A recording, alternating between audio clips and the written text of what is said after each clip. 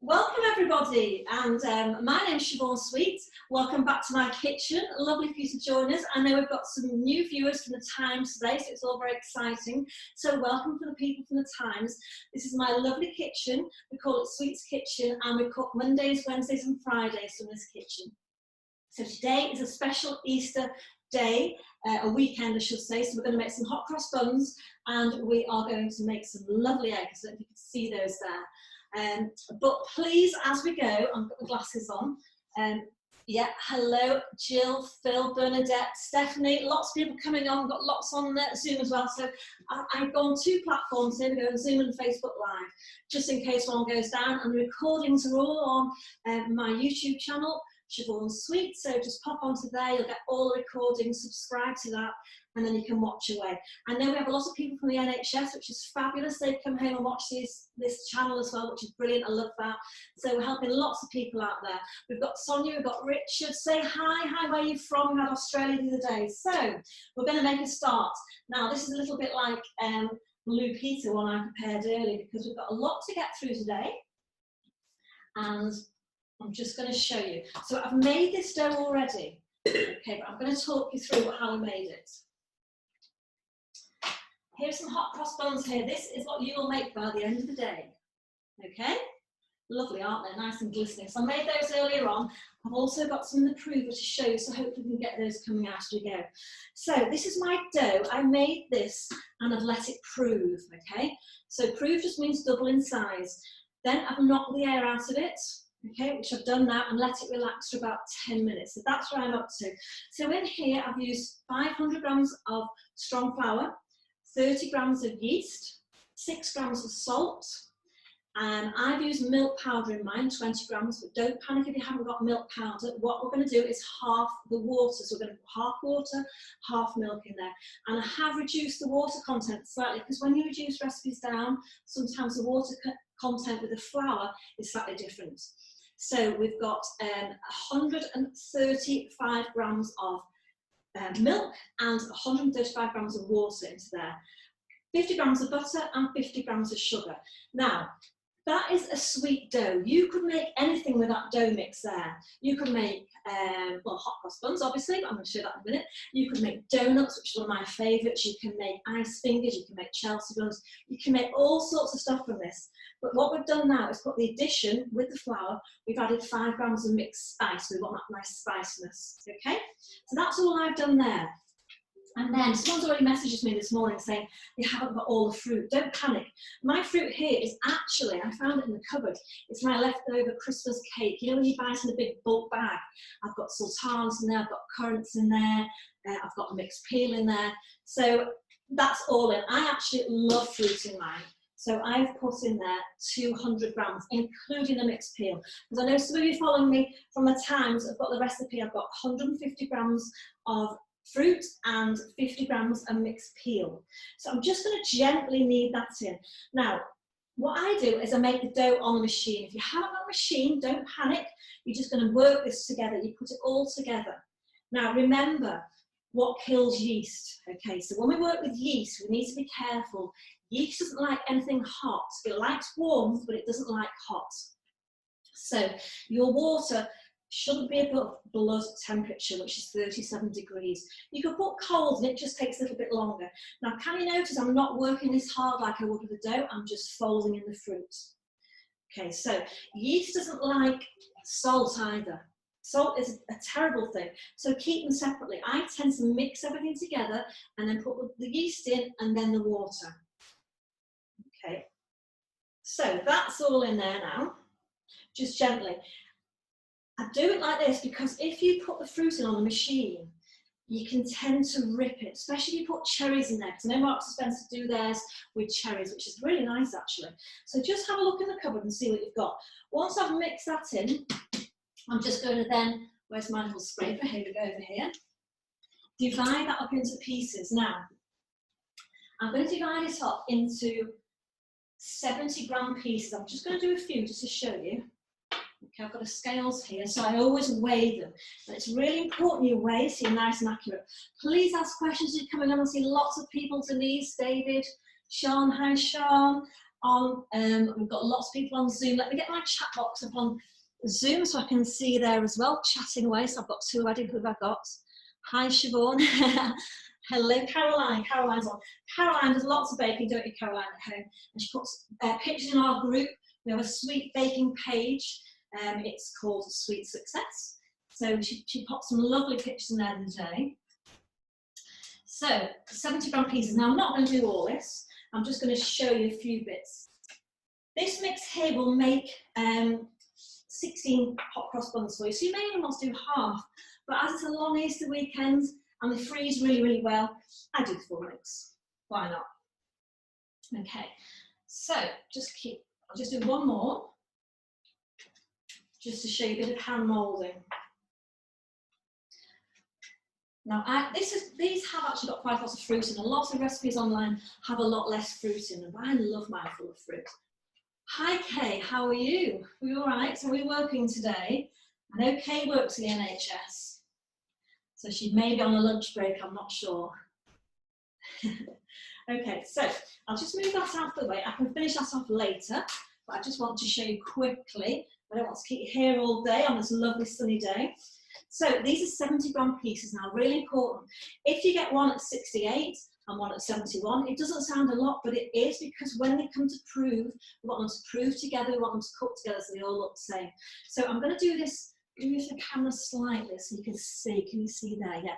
So what I need to do is, with my thumb and my finger, I'm going to put a bit of pressure here. I'm going to roll it. I'm not rolling like a marble so it goes over. I'm tucking it. So I'm tucking with a finger and tucking with a thumb. And this is a technique. If you're making bread rolls or anything, or any bread, you need to learn how to do that. Okay's off till Tuesday. That's a lovely Kay. Okay, so just tuck that under. Really important. Can you see my thumb? I'll try and slow it down. And that's tucking. So what that does, it pushes all the seams underneath. Can you see that there? Okay, so when it sits on a tray, especially when you're making donuts, that's really important because it seams underneath, it doesn't burst open in the fry. So I'm going to put those onto my tray. Okay, they will take about 40 minutes to prove. Don't rush your proving, just wait, be patient with these things. And also, when you're adding mixed spice into a dough, it slows it down. Okay, that's all it's doing, it'll slow it down. But if you're using just a normal white bread recipe, it'll be a bit quicker. Put those somewhere warm. If you've got a double oven, you may have an oven below and above. Put the bottom oven on a low and put it in there. I'm lucky I've got a prover. I imagine it's checking there. They are very nearly done actually. I'll just open that door. But your oven may have a prover setting. So just have a look at that, because quite a lot of ovens do nowadays. If not, it's a low temperature, 35 degrees. Because mine's a steamer, it actually creates steam in there. So I'm going to do them all, obviously, but I'm not going to let you start to sit here as I'm doing them. So the next thing we're going to do, that's out of the way, is the cross mix. Now I've done a double mix of the cross, so the cross bit on top. Okay.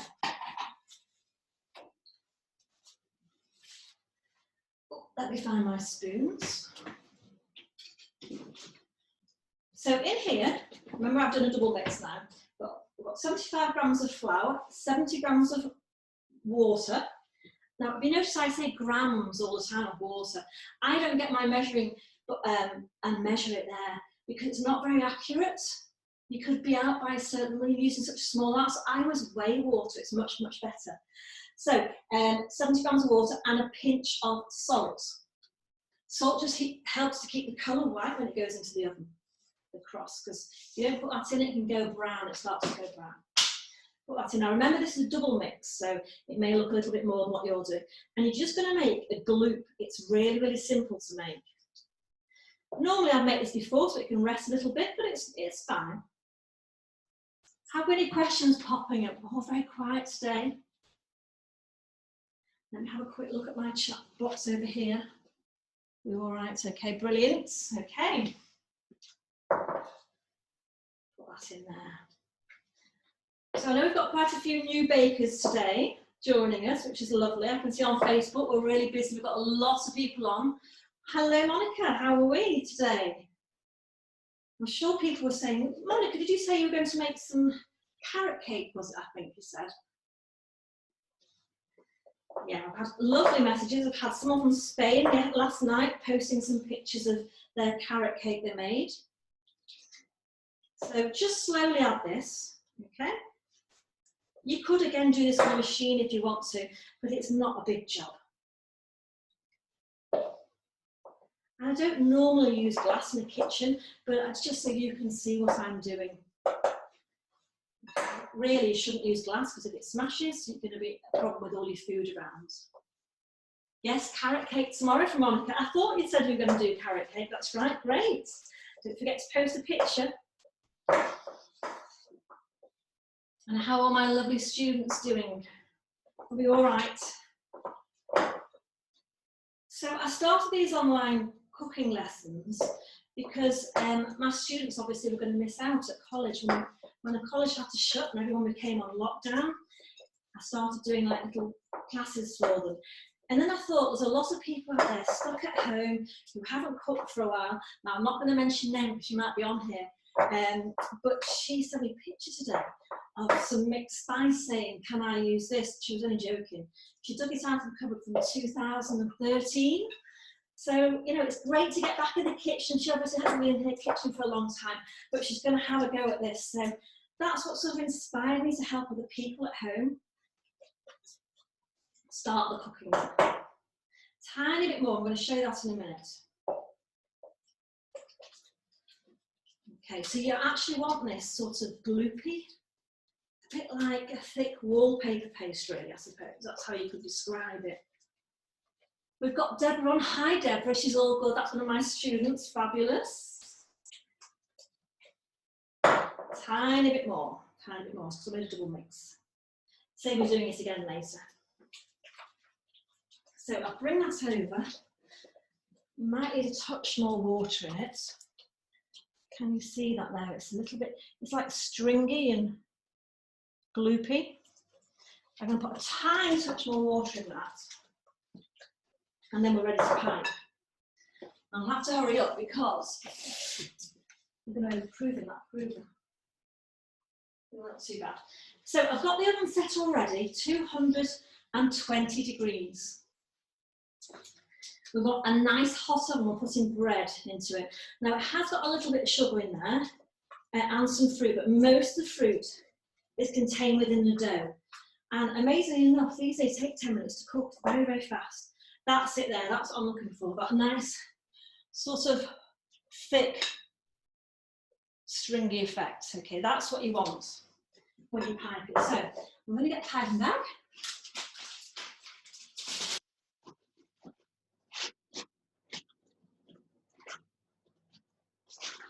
Notice how I fold that over. Okay. I'll put that in there.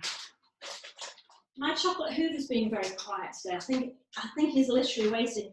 As soon as I open those chocolate buttons up later on, we'll do Easter eggs, he'll be out. I think he's having a sleep on his bed. So, fold that over. Twist that round. I'm just going to get these out of the prover.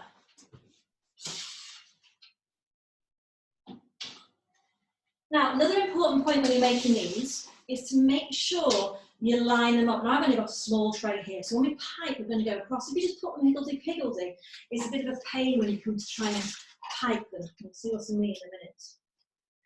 So, when you're doing a piping bag, cut a little bit off. You can always cut a bit more and twist it. Okay, that's quite a fine line. I'm going to take it slightly bigger than that. You can always cut off a bit more. Probably about right, yeah. And then you're just going to start there and just going to keep going in one continuous line. And you get that nice cross on it. Okay. Keep squeezing your back. Oh, speak of the devil, Hoover's coming out. Here he is. Hello, Rolo. Hello. I can hear him hoovering up. I must have dropped something already. Okay, so you're just going to go all the way across. Don't worry, it's not perfect. Again, it's another great one for the kids to do as well, because they love doing this bit. Keep lots of pressure on your bag as you go. And that is it. And they're going to take 10 minutes. That's it. Okay, I'm saving that for later because I've got another batch there to do later on. And pop those into the oven. That's 220. And I am going to set the time because I'll be chatting and I'll forget. Just when I get to my chocolate work, I'll get carried away. Okay. That's it, it's now off. So the next thing we need to do is get the glaze ready. Now in here, I've got 100 grams of water, 100 grams of sugar and 50 grams of water. It doesn't really matter how much water you add to this. You can add a lot of water, it's going to take time to reduce. So we're looking at a nice thick stock syrup. I've already boiled this already, just to speed up the process. You can see it's quite thick there. And I'm just going to put that back onto the heat and just take that in because 10 minutes will fly by. Once you've got it, you just want to reduce it slightly so it's thick. So I'm going to tie it down now quickly and then we're going to go on to some Easter eggs. Now I have done an advanced Easter egg already, which is this little one here. I'll hold it up in a minute once I've tied it down. Rollers here, might have known. That's on YouTube. This one today, I'm going to do quite an easy plain one for you to work with because some of you may not have all the stuff I've got with me. So let me just give that table a quick wipe. One thing chocolate does not like is water. One drop of water in chocolate will ruin it. So just wipe up. There we go.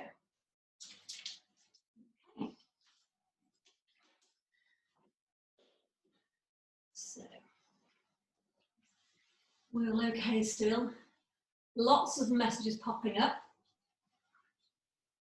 So the next one we're going to do is chocolate Easter eggs. Now, I love working with chocolate. I could work, well, I probably couldn't do it every day, but I do enjoy playing with it in different colours and things. So today we're going to make a really simple one for you. Now you may be saying that's not simple, but it is. This is the one we're going to do. I think it's this one here. Okay, so I'm going to reverse it. We're going to do dark, only because it's easy to see, and the white squiggle. You don't have to do a squiggle, but most of those people who haven't done Easter eggs before are frightened by some of these coloured ones here. Okay, so that's what I'm going to show you now. These ones here, what we call the inverted eggs, okay, where you can see that the egg here is inverted in size. So if you look on my YouTube channel, you'll see how to make that one as well. But that's more slightly advanced. So if you've never made it before, I would start with that one there. And we can speckle. So can you see the speckle on the back? You could do that. I'm going to show you that now, how you can do that. Also, I've got little moulds. You can see here, they're chocolate bars. So anything left, any spare chocolate, I just put into those moulds and just use them up. And you can put marshmallows, Maltesers, anything. So any bits of spare, we always throw into a mould. So, the table's just about dry now. Our moulds. So very, very important when you start, you need to make sure these moulds are clean. Now obviously I've washed those already in the dry, but you need to just give them a little brush out, polish I should say, with a piece of cotton wool. And we're going to get a nice shine on there. Okay. Same with that one. Now I have put my chocolate in the microwave already, so let's just see where it's up to. Right, I'll just take that one out a second. Give this one a little blast and then we're ready to roll. I've made a piping bag already. When you're doing chocolate work, really you need to have everything ready and organised. So we're going to get the mould ready first of all. Because we're doing a squiggle, we need a piping bag. And the reason why I've done that is because you may be able to get some white chocolate and you may be able to get some dark chocolate. These are the coloured ones, are cocoa butters I use, okay? You can get those online, and I would just, there's some cocoa butter in there, heat that up gently, dip my toothbrush in it, and literally splat the mould. That's it, just flip, flip, flip with the toothbrush or you can flick it like the artist style that on there. There's lots of different ways. So that's the colours, but today we're just going to work with a dark and white because you may not have these cocoa butters at home with you. If you have, brilliant, message me and I can chat to you more about that. And then the other most important thing is you need a thermometer. A digital one. Haven't got the piping bag. Jill has a lot of piping bag. Right, Jill, I'm going to show you how to make a piping bag, but not now. I was thinking that before. I might do a very quick YouTube video on how to make a piping bag. So I'm going to whiz that in there. Don't overfill it. And then turn that over. Just get my tray ready.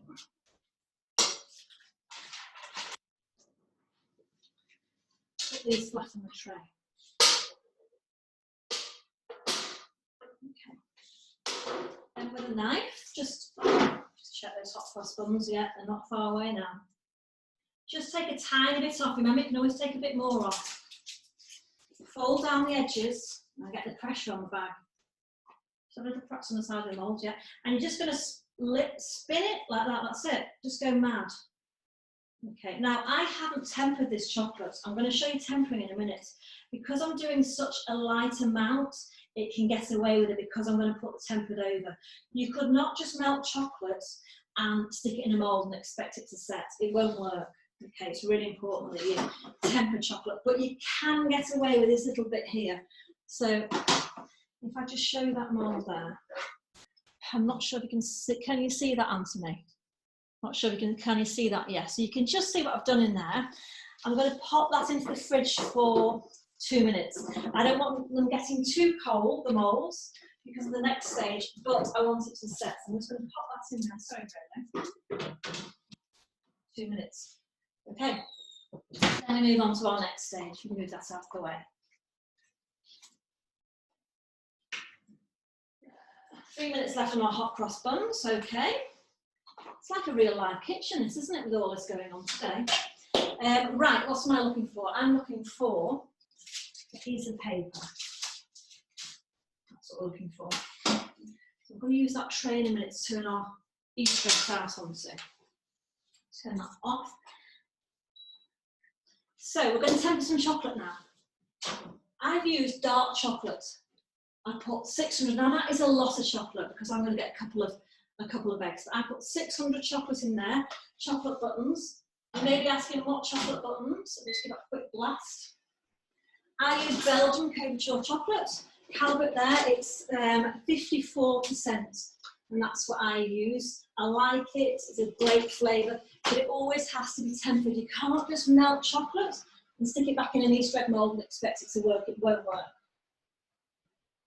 So I'm going to probe that on my probe. This is quite a fast digital probe. Maybe it goes really ready now. Yeah, not quite there, it's 37.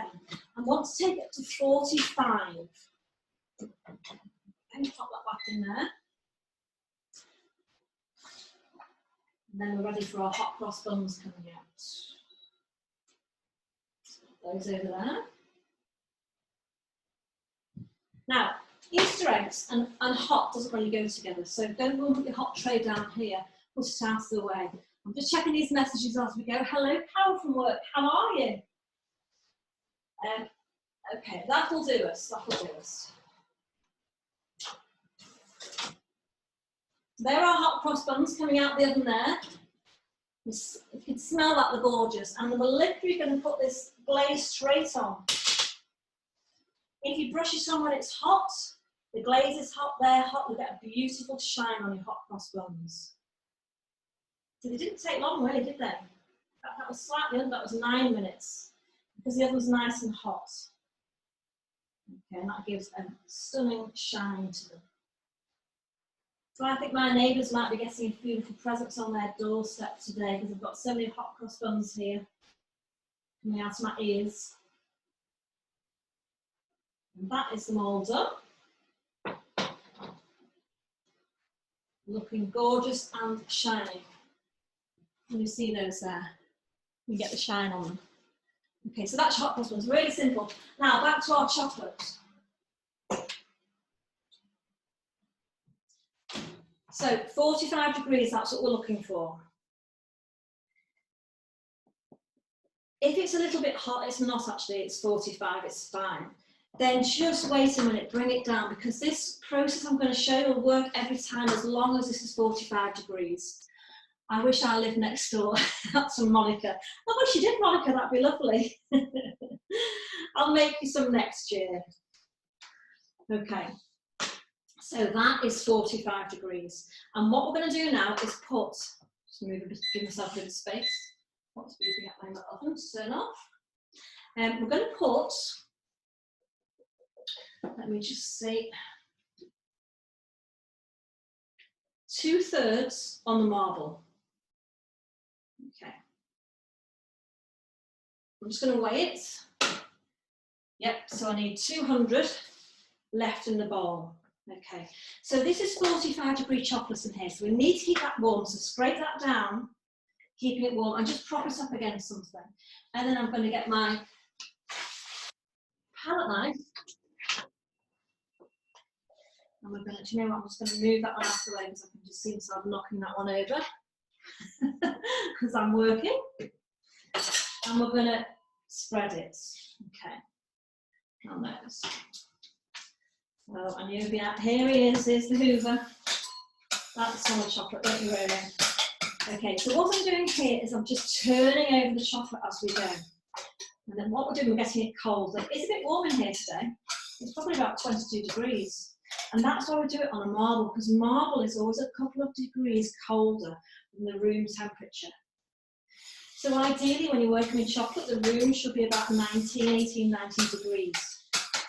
Obviously, we can't control it in our home kitchens, so we just have to work with it. I hope you can see me there, okay? Can you see me? Let me move down here a bit. Okay. What I'm looking for is this chocolate to go thicker. And you may not be able to see it, and that's why it's dark this way, because you might be able to see it a little bit clearer. It's starting to go a bit thick there.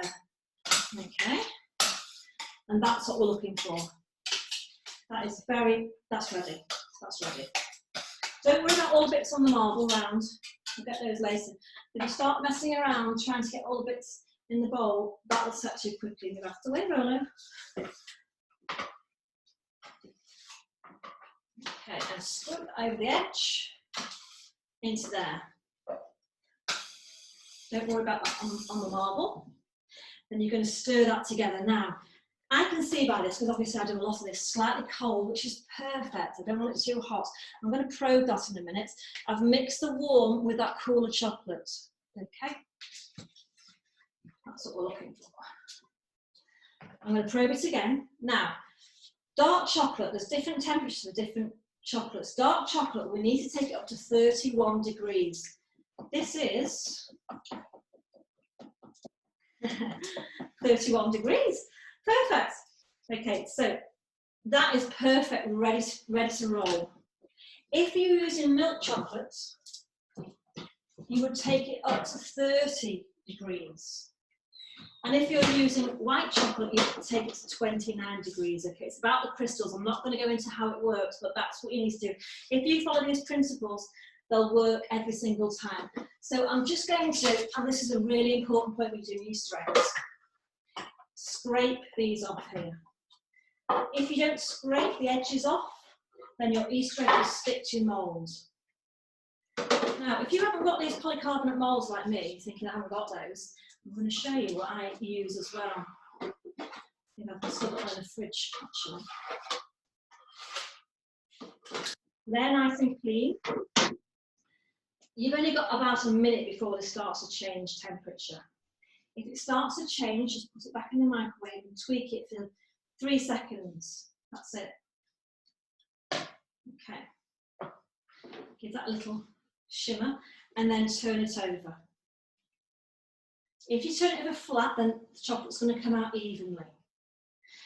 If you're in a commercial kitchen, you'll be tapping the side of this to get a really fine thin Easter egg, but I like my Easter eggs thick, so that is what that's fine as is. I'm just going to use my scraper. You could use a palette knife if you haven't got one of these big fat scrapers, and turn it over. Remember to keep these edges nice and clean, clean the edges. If they're not clean, your Easter egg won't come out. Okay, so you can see that there now. And then all we do is turn that over, hopefully you can see, onto another tray. I'm just going to tweak that up for 1 second, because I know that's gone cold because I've been standing here talking. That's all it takes, literally 1 second to 31. Now, if you're using cocoa butters, remember these ones here, you need to take it 1 degree higher, because if I've brushed in there my cocoa butter, I may have used a brush, I may have used my finger, I may have flicked the toothbrush. This needs to be 1 degree hotter, so I will take it up to 32 degrees. Reason being that it has to slightly soften that cocoa butter in the mould to stick to the chocolate. If you forget to do it, the cocoa butter can stick to the mould. But we're not using cocoa butters, we're just using normal white chocolate. Turn that back over. Tap it slightly. I want my Easter eggs nice and thick, so we won't tap it too much. Just tweak that. Just see a tiny bit missing. If you haven't got enough chocolate to fill the mould, you can just put the chocolate in here like this, and then just roll it around the edge of the mould until you cover the edges, until you get the right thickness, and then scrape it. Okay, nice and clean again. Get that mould clean. And turn that over.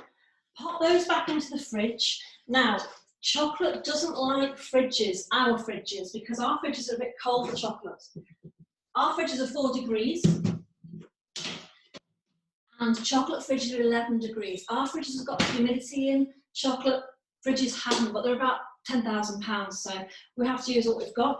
Leave them in there for about 10 minutes and then bring them out. I don't want to get them too cold, but just leave them in there. Now, with this spare, you could, like I say, fill another mould. You can do anything you want. I'm just going to pop a couple in there. I've already polished these moulds. Okay, and you can use them as bases. If you haven't got these as bases, what I would use is, I will show you, just give this a little flatten down, is these here. These metal rings. If you've got a metal ring, I've made one already, just put it onto a piece of paper on here, and that would be a lovely base for your Easter egg. Okay, that's what I do. I get a hot tray and flatten those. Right, so let's pop those out of the way. And then we're going to put the Easter egg together now. Told you it was a busy lesson, didn't I? Any questions? Fab. Okay. So let me just have a quick tidy up 1 second, and then we will put an Easter egg that I made earlier. Hopefully it's going to come out the mould. We will see, we will see. But we like to do real, raw and live, as I say on here. So if it doesn't work, you can see how we get around it, but it works, it works. As long as you follow the temperatures, you'll be fine. Okay, let me move these out of the way. My hand's a little wipe. We're all okay. Any questions on there? Looking fab. Thank you. Lots of hearts. Can we use any chocolate, or should we have a certain percentage of cocoa? Yeah, good question, Mel.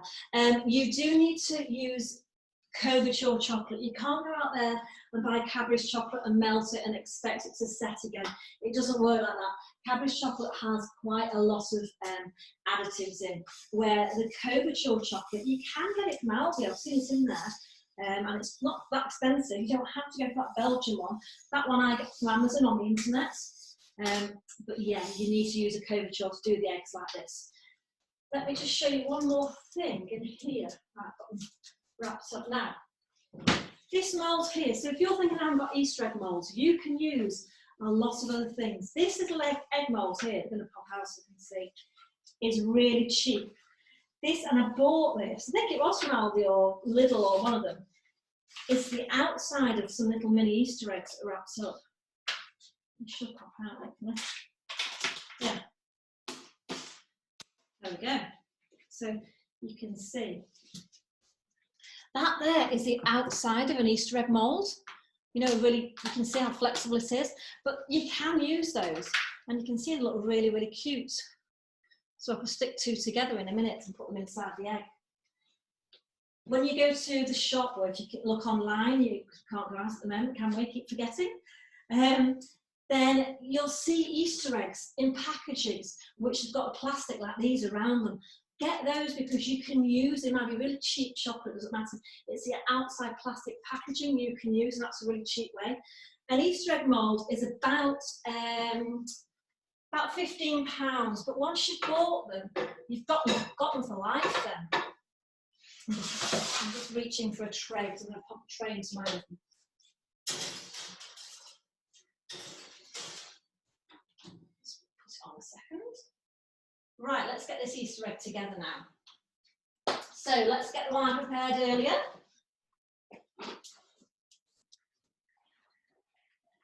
If you've done a good job, the Easter eggs should just come out. Yeah, there we go, they're out.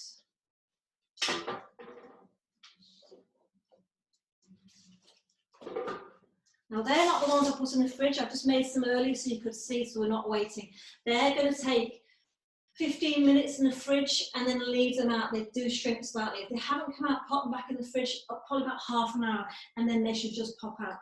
But you can see the shine. Stop looking outside. You can see the shine on that, possibly. See how shiny it is?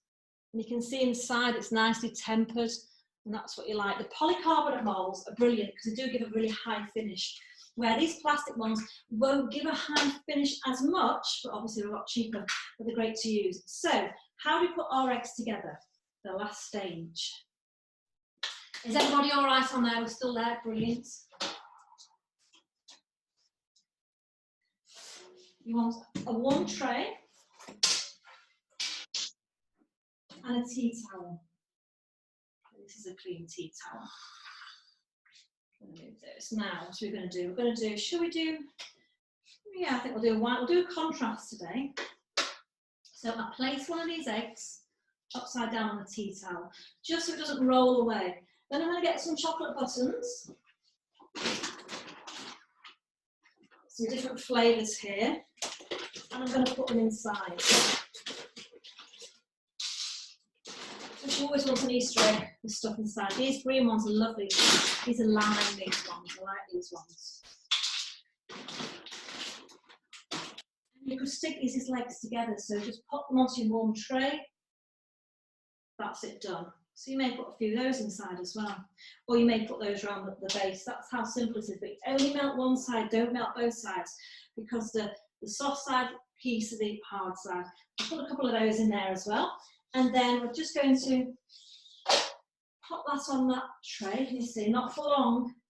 This tray is quite warm. That's it. And then we'll place it on there. So one side is melted, the other side is not. Just line those up if you can.